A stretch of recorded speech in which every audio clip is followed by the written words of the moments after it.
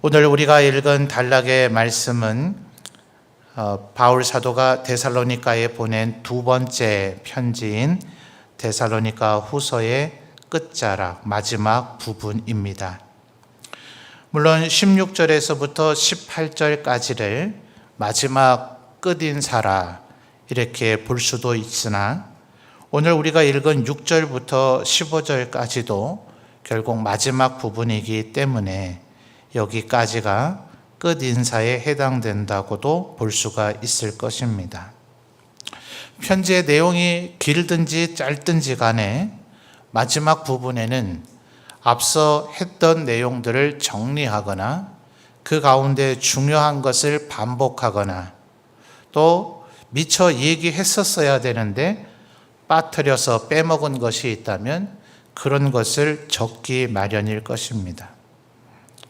조금 더 적으려는 생각이 있다면 그렇지 않을 수 있겠지만 결국 16절에서부터 18절까지로 이 편지를 끝낸 것을 볼 때 6절에서 15절까지는 전서와 후서 1, 2장까지의 내용 중에 적지 않았거나 혹은 가장 중요한 내용들을 적었을 것이라고 예측을 해야 되겠는데 뜻밖의 얘기들이 나온다 말이죠. 6절 중반절을 보면 형제들아 우리 주 예수 그리스도의 이름으로 너희에게 명하노니 게으르게 행하고 해서 중간 또 설명이 있습니다만 말하자면 게으르게 행하는 자에게서 떠나라. 게으르게 구는 사람하고 아예 분리되어져라 이런 얘기입니다. 이게 후서 두 번째 편지의 끝자락에 얘기할 만큼 이게 이토록 중요한 얘기인가? 자, 11절을 또 보시면 우리가 들은즉 너희 가운데 게으르게 행하여 또 나오죠. 게으른 게 이렇게 강조할 정도로 심각한 죄악이었단 말인가? 또 7절 하반절을 좀 보시면 게으르다 하는 것과는 약간 결은 달리합니다만 무질서하게 행하면 안 된다. 또 이런 얘기가 나오고 있다 말이죠. 여러분 사람에게 있어서 게으르다 하는 건 사실은 절대적 기준은 아니죠. 조금은 상대적 기준입니다. 엄청나게 게으른 가족들이 모여 살고 있다면 그 중에서 분명히 어떤 사람은 부지런하게 보여질 겁니다. 너무나 게으른 그 가족들에게는 말입니다. 근데 그 집안 전체가 아예 게으른 집안이었다면 그 집안에서는 나름 엄청나게 부지런한 사람이겠지만 그 사람이 만약 부지런한 사람의 집에 놀러 간다면 자기 집에선 자기가 제일 부지런한 사람일지 모르지만 그 집에 가면 그 사람은 상상할 수 없이 게으른 사람으로 평가될 거예요. 그래서 이 게으름이라 하는 것은 사실은 절대적인 잣대를 들이대기가 좀 어렵습니다. 상대적인 얘기예요. 누구나 하루에 10가지 일을 해내는데 누군가는 8가지 일밖에 못한다. 너 왜 이렇게 게으르냐 이러겠죠.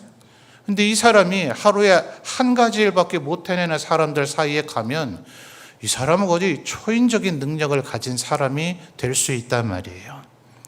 그래서 사실은 게으르다라고 말하는 것은 그렇게 쉽게 잣대를 들이댈 수 있는 부분은 아닙니다.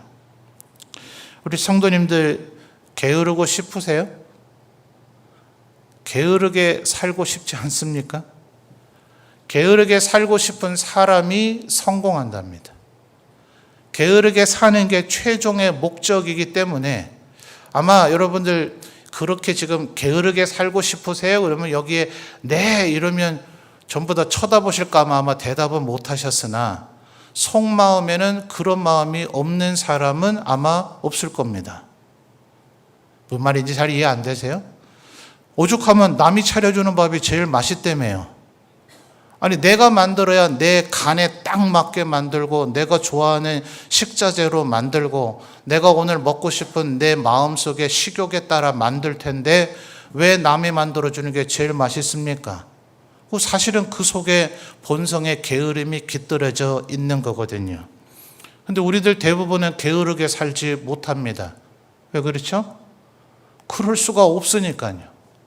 게으르게 살다가는 굶어 죽을지도 모르고, 게으르게 살다가는 직장에서 쫓겨날지도 모르고, 해고당할지도 모르고, 게으르게 살다가는 정말 어느 날 정말 거지가 돼서 쪽박을 차고 노숙자 신세가 될지 모르니, 우리는 마음속에 저 깊숙한 곳에서는 좋게 포장하면 조금 삶의 여유를 누리고 좀 여유를 갖고 싶다는 거지만, 그 껍질들을 양파 껍질 벗기듯이 다 한꺼풀 한꺼풀 벗겨내고 나면 그 본성 저 밑바닥 속에는 누구나 예외할 것 없이 조금 게으르고 싶다. 이건 인간의 본성입니다.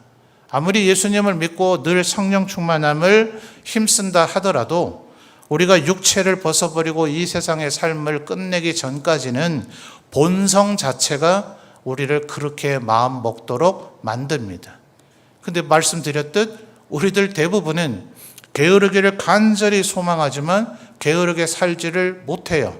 그렇게 할 수가 없으니까요. 그러면 돈이 엄청나게 많아서 정말 손 하나 까딱하지 않아도 먹고 살 사람들은 정말 게으를까요? 어떻게 생각하세요? 역설적으로 그분들은 게으르지를 못합니다. 혹시 부모로부터 엄청난 걸 물려받았으면 게으른 습성을 몸에 타고날 수가 있겠는데, 자기가 그것을 만들어낸 소위 자수성가의 사람은요, 그 지경에 이를 때까지 너무나 거의 일중독적으로 살아왔기 때문에 이제는 게으르게 살라고 주위에서 아무리 권면을 해도 이미 몸에 익어있는 습성이 너무나 부지런한 나머지 게으르게 살래야 살 수가 없습니다. 또 그렇게 해서 어느 정도 그 지위에 이른 사람은 게으르게 살다가는 지금 가지고 있는 것이 하루아침에 날아가 버릴 수 있다는 걸 알기 때문에 더 조바심이 생겨서 게으르게 살지를 못합니다. 이것이 너무나 중요한 것은 아니기 때문에 더 설명하는 건 좀 시간 낭비일 것 같고요. 그래서 사실은 대부분의 사람은 게으르고 싶어도 게으를 수가 없는 형편이 안 되기 때문에 게으르게 살지를 못하고, 어떤 이는 다른 이가 볼 때는 게으르게 살 수 있는 형편이 되기는 했으나 지금 설명드린 몇몇 이유처럼 여러 가지 이유로 인해서 게으르게 살지를 않습니다. 그러면 대부분 어떤 사람이 게으르게 사는가? 사실 병적인 마음의 증세로 인해서 삶을 완전히 포기한 사람이 게으르게 삽니다. 그렇다면 지금 성경 속에서 그 얘기를 하고 있는 것일까? 자, 6절 말씀을 다시 한번 잘 보실까요? 바울 사도는 지금 뭐 때문에 누구를 가리켜서 지금 게으르게 살고 있다고 얘기하는가? 6절, 형제들아 우리 주 예수 그리스도의 이름으로 너희를 명하노니 게으르게 행하고, 그 뒷부분이 게으르게 행한다는 것과 조화를 이루는 얘기입니다. 뭘 지금 바울 사도는 게으르게 얘기한다고 하는가? 우리에게서 받은 전통대로 행하지 아니하는 이들, 요게 바로 게으른 자들이죠. 도대체 그렇다면 바울 사도가 이 데살로니가인들에게 뭘 전했을까요? 이들이 만약 유대인들이었다면 지난 수천 년간 구약시대로부터 모세와 다윗과 여러 선지자들을 통해서 가르침을 받았던 수많은 하나님의 말씀들이 있지 않습니까? 그런데 지금 이 데살로니가 전후서를 받는 편지의 주인공들은 대부분 이방인들이고, 그들은 지금 여러 차례 설명드렸듯 새 안식일 동안 바울 사도를 통한 복음을 들었을 뿐 그렇게 오래 하나님의 말씀을 들은 이들도 아니란 말이죠. 그럼 지금 6절 하반절에서 얘기하는 우리에게서 받은 전통이라고 하는 말의 의미가 뭘까 하는 겁니다. 그래서 대부분의 신학자들이 바로 앞장으로 가보시면 2장에서 우리가 뭘 다뤘었죠? 2장의 내용이 조금 무시무시한 내용들이 나왔었죠? 2장 1절과 2절 우리 성도님들 다시 한번 읽어봐 주실까요? 시작.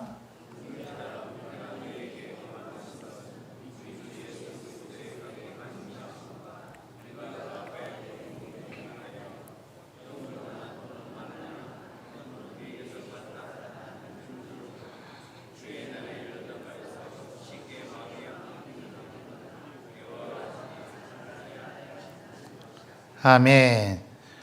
신학자들은 데살로니가 후서 3장에서 도대체 게으르게 살고 있다는 이들은 누구인가, 또 무엇 때문에 게으르게 살고 있는가에 대한 이유를 2장 1, 2절을 봅니다. 1절에 뭐라 그랬어요? 주 예수 그리스도의 뭐예요? 강림. 예수님께서 다시 오실 것이라는 것에 대한 바울 사도의 가르침이 있었다는 거예요. 또 심지어 2절 말씀을 보면 나는 하나님의 영으로부터 이런 감동을 받았다, 또 이렇게 말로 설명하고 어떤 이는 심지어 거짓말까지 하면서 바울 사도가 이런 편지를 보냈었다라고 얘기하면서 주의 날이, 예수님이 재림하신 날이 이미 이르렀다, 이렇게까지 이야기하는 이들이 있었다 말입니다. 물론 여기 2장 1, 2절에서만 나오는 것이 아니라 데살로니가 전서 4장으로 한번 가볼까요? 4장 16절 17절 말씀 보시죠. 데살로니가 전서 4장 16절 17절입니다. 우리 성도님들 읽어주세요. 시작.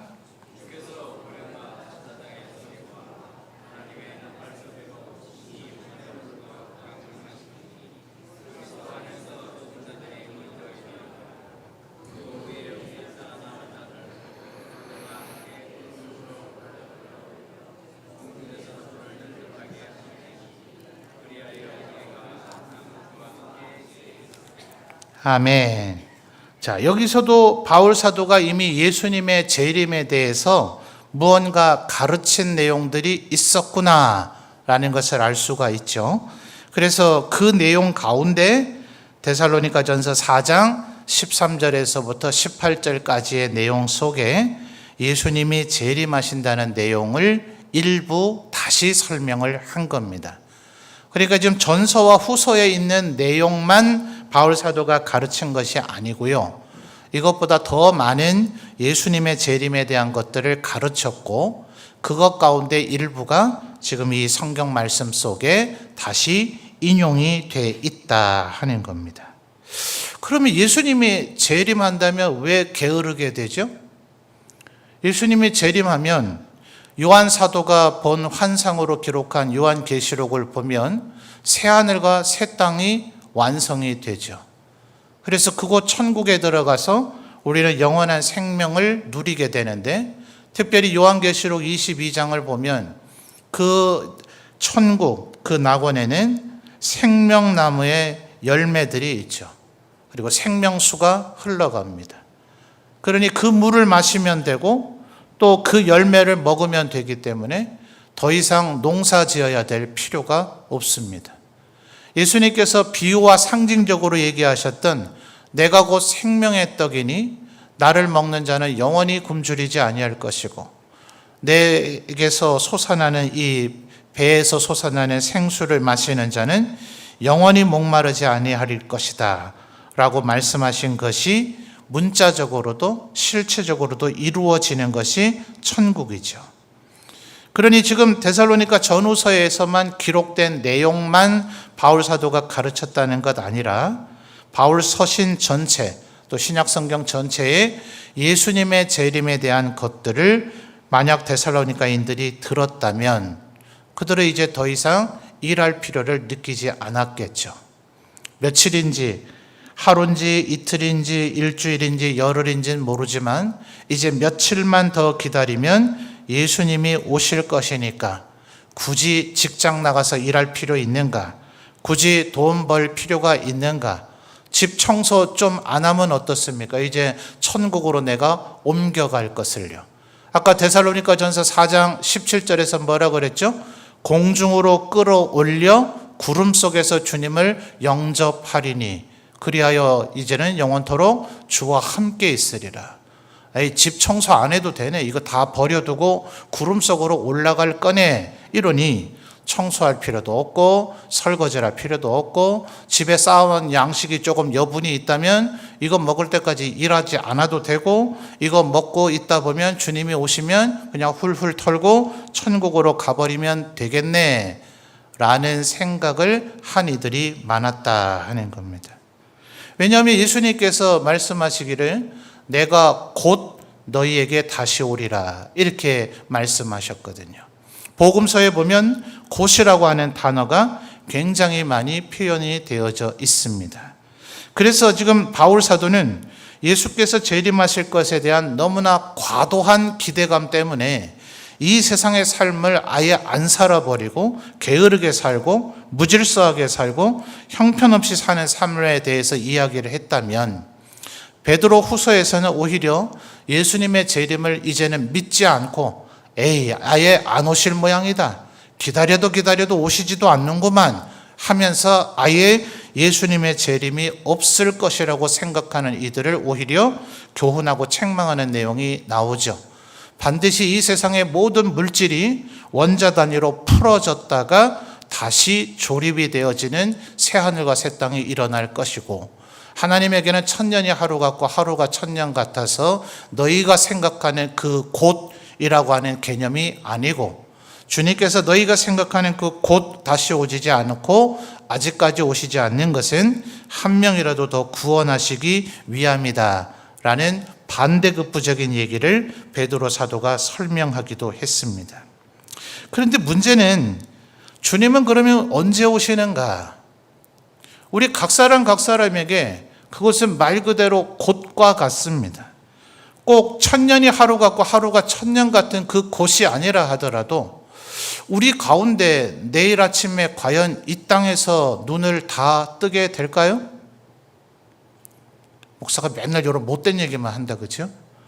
우리 가운데 모두가 내일 아침에 꼭 이 땅에서 눈을 뜨냐 말입니다.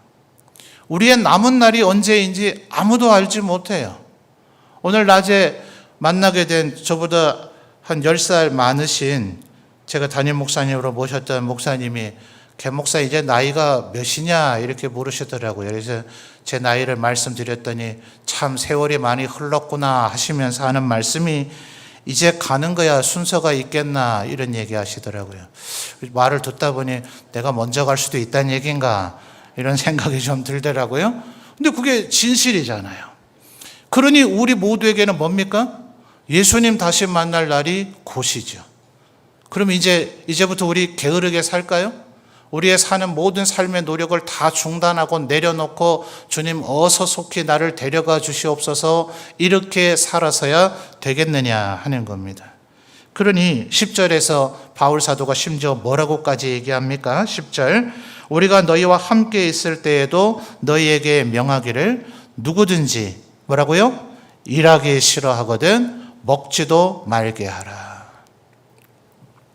요즘도 그 학교가 유지가 되기는 하는 것 같습니다. 저 강원도 원주하고 경기도 광주에 김용기 장로님이란 분이 세우셨던 가나안 농군 학교라는 것이 있었죠.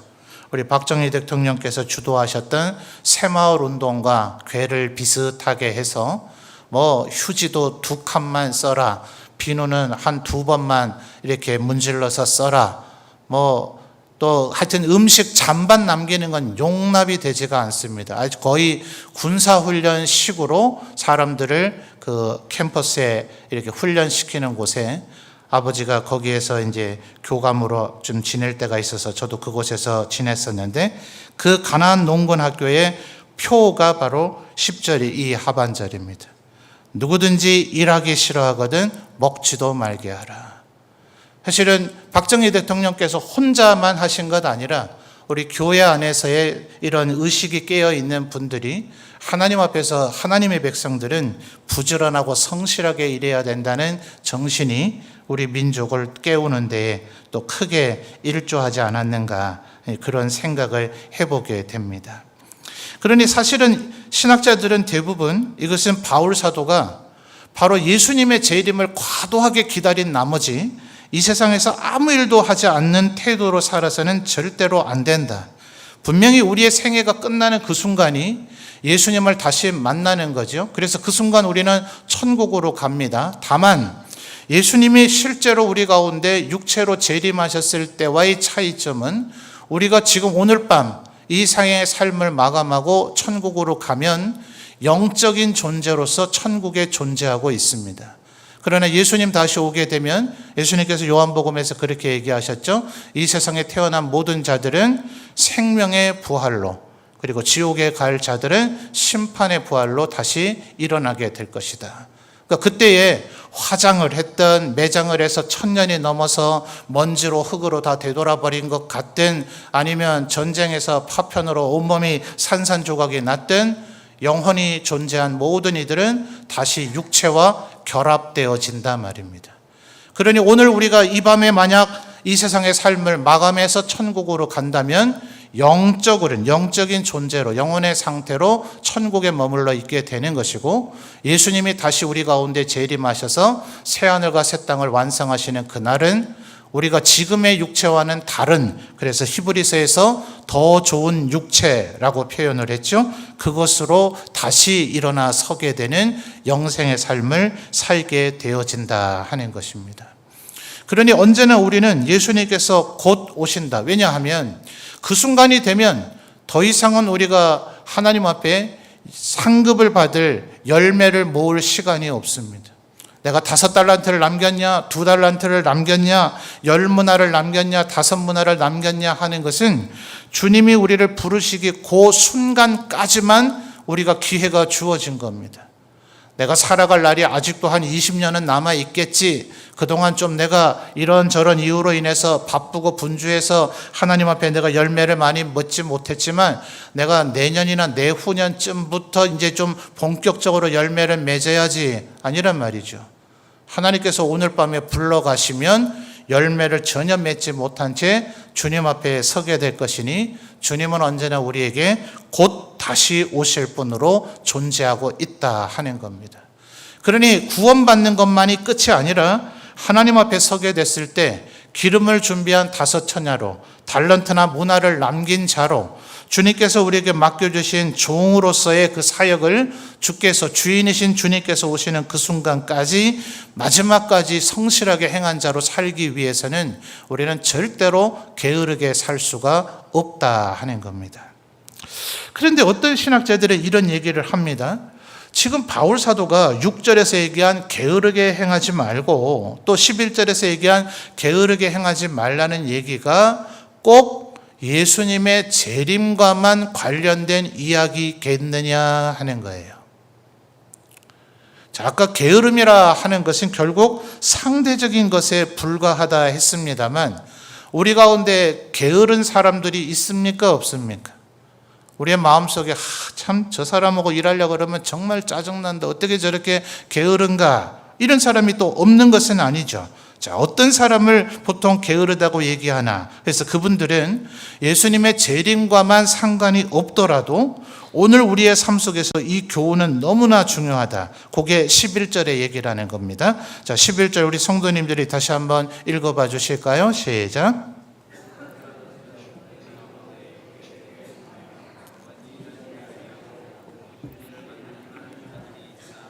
아멘. 자, 11절 상반절에 너희 가운데 게으르게 행하여 라고 되어 있죠. 그래서 그 뒤에 설명이 앞에 얘기한 게으르게 행하여를 더 부연 설명한 건데요. 어떤 사람이 게으른 사람이라고 지금 사도께서는 얘기하고 있는가? 도무지 일하지 아니하고 일을 만들기만 하는 자들.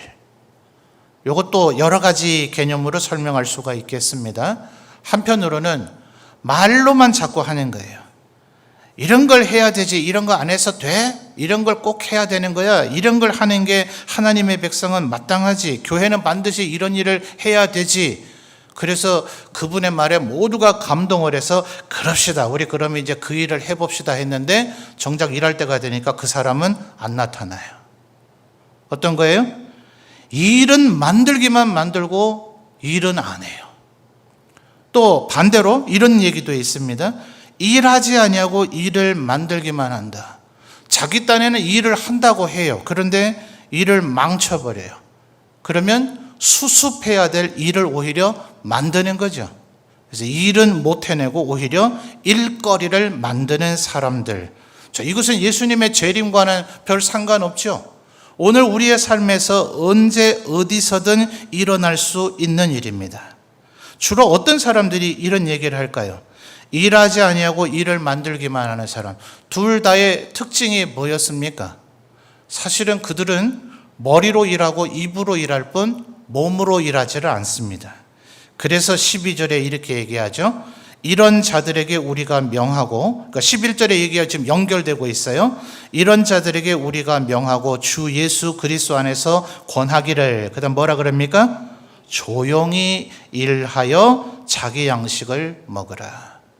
결국 그러니까 문제가 뭔가 자꾸 말로 떠버리지 말라는 거예요. 그래서 전 세대 목사님들이 이렇게 얘기하죠. 교회 안에는 말꾼은 필요 없고 일꾼이 필요하다. 말로 자꾸 이래야 된다. 왜 이렇게 하지 않느냐. 그리고 본인도 사실은 그렇게 못하는데 다른 사람에게 말로 상처를 줘서 그나마 일을 하고자 하는 의욕마저도 상실되게 만드는 사람. 자기는 완벽한가? 자기는 정말 훌륭하게 일을 했는가? 사실은 다른 사람이 보면 본인이 더 형편이 없는데 본인이 하는 모든 일은 완벽한 것 같아서 다른 사람에게 늘 말에 상처를 주는 이들이 교회 안에는 초대교회 때부터 있었다. 그래서 바울 사도는 11절 상반절에 지금 뭐라고 얘기하고 있다고요? 그런 자들이 바로 게으른 자들이다 하는 겁니다. 그래서 결국 가장 중요한 것은 조용히 일을 하는 겁니다. 그냥 묵묵히 자기 맡은 일을 하는 겁니다. 그러면 일을 하면 할수록 결국은 할 말은 사라지게 됩니다. 자, 이렇게 한번 실상을 찾아보니 쉽지가 않죠. 그래서 16절의 인사에 요 표현이 들어갑니다. 평강의 주께서 친히 때마다, 그 다음 뭐죠? 보통 끝인사에서는 평강의 주님께서 늘 언제나 시시때때마다 요 표현만 나오는 게 맞아요. 그런데 지금 16절은 좀 독특하죠. 평강의 주께서 친히 때마다, 그 다음 뭐예요? 일마다 너에게 평강을 주시고, 혼자 하는 일이 아닌지라 함께 해야 되는 일인지라, 그냥 말 그대로 예컨대 뭔가를 생산해내고 만들어내고 운반하는 그런 일이라면 상관이 없겠지만, 사람을 섬기고 사람을 거듭나게 하고 사람을 영적으로 성숙하게 하고 사람을 예수님을 닮게 만드는 일인지라 정말 세밀하고 섬세한 것이 필요합니다. 10년 동안 예수님을 닮게 만들어 가기를 위해서 힘쓰고 애썼다가 하루아침에 시험이 들고 그 영혼이 산산조각 나서 다시는 하나님 앞에 나오지 않는 영혼들이 얼마나 많습니까? 그러니 이 영혼을 섬기는 일을 한다는 것은 진실로 게으러서 안 되고 7절 하반절에서 얘기하는 것처럼 무질서해서도 안 되고 절대로 일하지 않으면서 일만 만드는 자들이 돼서는 안 된다 하는 거죠. 그래서 조용히 묵묵히 일을 하는 사람이 되어야 되는데, 그 일을 하다가 제대로 못하는 사람이 있으면 14절에 누가 이 편지에 한 우리 말을 순종하지 아니하거든 그 사람을 지목하여 사귀지 말고 그로 하여금 부끄럽게 하라는 겁니다. 성경의 일반적인 가르침과는 좀 다르죠. 성경은 70번씩 7번이라도 참으라 그랬고, 할 수 있는 대로 모든 사람과 화평하라 그랬고, 모든 사람들에게 너희 관용을 알게 하라고 했는데 14절의 핵심 명제는 부끄럽게 하라는 겁니다. 뭔가 좀 충돌되고 모순되는 교훈인 것 같지 않아요? 이 말은 우리 안에 죄악이 용인되고 죄악이 허용되고 죄악이 관용하게 되어지는 그런 것을 막아야 되기 때문에 그렇습니다. 그래서 15절에 14절과 균형을 잡기 위해서 이런 말이 나오는 겁니다. 그러나 원수와 같이 생각하지 말고 형제같이 권면하라. 잘못되고 그릇된 행동을 하고 있는 사람에게 아무런 주의와 경고를 주지 않음으로써 그 사람이 지금 자기가 제대로 잘하고 똑바로 하고 있는 줄로 착각하게 만드는 것은 직무의 방기다 하는 거예요. 근데 사실은 누가 이 일을 해야 되는가? 여기서 이제 은사의 얘기가 또 나올 수밖에 없습니다.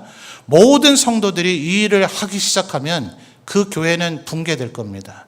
더 이상 사랑의 공동체가 말할 수 없을 겁니다. 그래서 목사가 말씀으로 가르쳐야 되는 것이고 장로님들이 다스리는 은사를 받았다 하는 이유가 바로 거기에 있는 것입니다. 이것은 대단히 신중하고 절제된 가운데서 행해져야 되는 것이지 이 권면하라 하는 말에 너무나 우리가 감동을 받아가지고 오히려 11절을 더 하는 셈이 되는 거죠. 이제부터 일할 생각은 하지 않고 내가 누구의 잘못을 바로잡아줘야 될 것인가, 누구에게 권면해야 될 것인가, 누구를 가르쳐야 될 것인가, 이것만 생각하는 사람은 그 사람이 게으른 사람이다. 그래서 베드로 사도도 그렇게 얘기했죠. 장로님들에게 심지어 이렇게까지 권면했습니다. 주장하는 자가 되지 말고 본을 보이는 자가 되라 하는 겁니다. 그래서 여기서 말하는 권면이나 부끄럽게 하라는 것은 가서 말로 그렇게 하면 안 돼 라고 얘기하는 것이 아니라 그냥 묵묵히 우리가 12절에 뭐라고 얘기했죠? 조용히 일하는 겁니다. 그냥 뚝심 있게 일하는 겁니다. 누가 동참을 하든 안 하든 나는 내 역할을 하는 겁니다. 누가 알아주든 안 알아주든 나는 계속 내 일을 하는 겁니다. 누가 모르든 간에, 그러나 오직 주님은 아실 것이니까 그 일이 계속 지속될 때, 그래서 16절에 다시 한번 말씀드리지만 친히 때마다 일마다 주님께서 너희에게 평강을 주시기를 원하노라 라고 이야기하는 이유가 바로 여기에 있는 것입니다. 그러니 우리가 예수님을 기다리는 삶을 살든 그거와 관계없이 오늘의 삶을 살든 언제나 묵묵하고 조용히 우리가 맡겨진 하나님의 사명과 그 일을 충성스럽게 감당하는 자들이 되는 것, 이것이 예수님을 믿고 거듭난 사람에게 가장 중요한 것이기 때문에 사도는 그의 편지 끝자락에 이 권면을 하고 있다 하는 것입니다. 자, 일을 한다고 하는 이 측면에서 너무나 사로잡힌 나머지 우리가 천국을 가게 될 것이라는 사실을 잊어버리면 안 됩니다. 어떤 신학자가 이야기하기를 지금 대부분의 교회는 결국 이 세상에서 바벨탑을 쌓고 있는 것이 아닌가. 주님은 너희의 보화를 하늘에 쌓아두라고 얘기했는데 지금 우리 교회들은 과연 하늘의 보화를 쌓아두고 있는가? 스스로 점검해야 될 일이다 라고 이야기한 것을 들어본 적이 있습니다. 그래서 언제나 우리는 이 땅에 영원토록 사는 것이 아니라 천국을 갈 존재라는 것, 그러나 주님께서 다시 오시는 그 순간까지, 주께서 나를 부르시는 그 순간까지 우리는 땅 위에서 지금 서 있는 채로 살아가야 된다는 것입니다. 그래서 오늘 데살로니가 후서 3장의 이 가르침을 제 나름대로는 한 문장으로 요약한 것이 오늘 설교의 제목입니다. 언제나 우리는 하늘을 바라보되 우리의 발이 땅 위에 있다는 것을 잊지 않은 채로 살아가는 삶, 하늘을 바라보는 땅 위의 삶을 살아야 할 것입니다. 언제나 하나님 나라 우리에게 도래하여 새하늘과 새 땅을 이루고 우리에게 영원한 생명을 주시고 예수 그리스도의 영광스러운 형체와 같이 우리를 호련히 변화시켜 주실 그 날을 바라보며 오늘의 삶을 조용히 묵묵히 성실하고 충성스럽게 끝까지 잘 감당하시는 저와 여러분이 되시기를 바랍니다.